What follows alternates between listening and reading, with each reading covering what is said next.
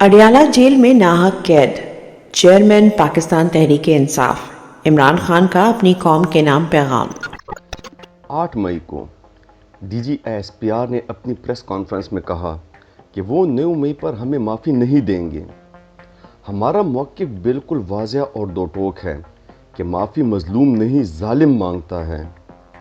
9 मई को अदालत के शीशे तोड़कर मुझे अगवा किया गया, जिसे बादशाह सुप्रीम कोर्ट ने गैर आइनी और गैर कानूनी इक़दाम करार दिया है।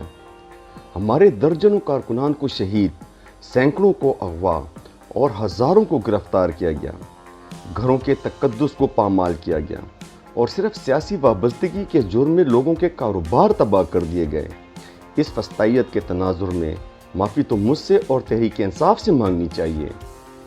मेरे बयान को बिला सियाह को सबाब चलाया जा रहा है, हालांकि मेरा मौक़िफ़ शुरू से हुई है कि 9 मई एक फॉल्स फ्लैग ऑपरेशन था, जिसमें जुर्म को छुपाने के लिए CCTV फुटेज गायब कर दी गई।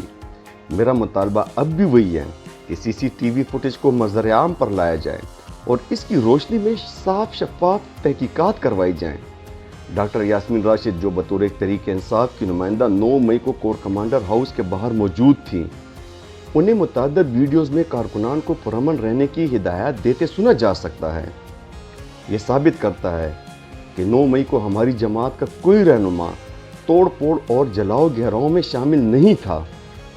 मेरी तरफ से मेरी जमात और कारकुनान को हमेशा एक ही हिदायत होती है कि पाकिस्तान में जहाँ भी एहतजाज करें, पुरअमन एहतजाज करें, कैंटोनमेंट का इलाका हो या GHQ, हमें पाकिस्तान का आईन ये हक देता है कि मुल्क में जब भी जुल्म हो, आप कहीं भी जाकर पुरअमन एहतजाज कर सकते हैं।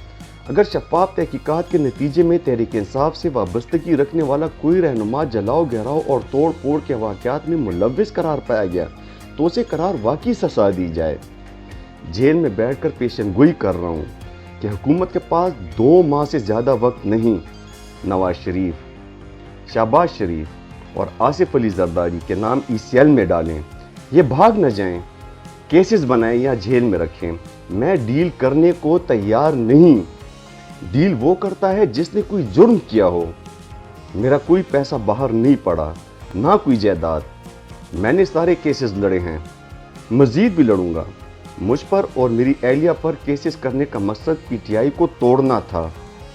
मुज़ाकरात की ख्वाहिश को कमज़ोरी से ताबीर ना किया जाए। मेरे लिए मेरा मुल्क पाकिस्तान मुकद्दम है और इसी के सियासी और माशी मफाद के लिए मैं कशीदगी में कमी का हामी हूँ।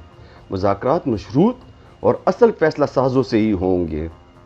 हुकूमत में मौजूद रोलकटे अपने इक़्तिदार को दवाम देने के लिए मुल्की मफाद को दाव पर लगाना चाहते हैं। ये रेलोकटे फ़ौज को वरगलाते हैं कि तहरीक इंसाफ को ख़त्म कर दो।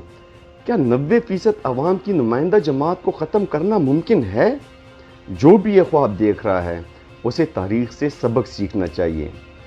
जिस तरह मगरबी अदालतों ने इसराइल को फ़लस्तीनियों की नस्लकशी की खुली इजाज़त दी हुई है, इसी तरह काजी फैज़ ईसा ने रियासत के साथ हम पर जुल्म करने में मुकम्मल शराकत दारी की है और उनका इस जुल्म और फस्तायत में पूरा साथ दिया है।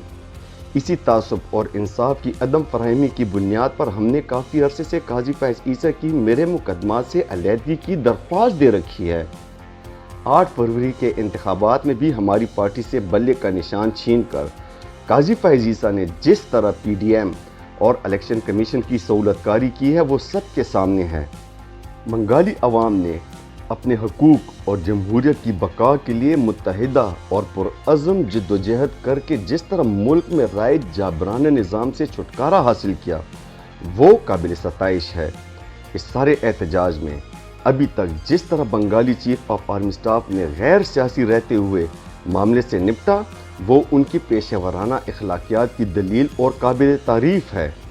आर्मी को बतौर प्रोफेशनल इदारा और उसके आर्मी चीफ को इस किस्म की सूरत हाल में गैर सियासी रहना चाहिए।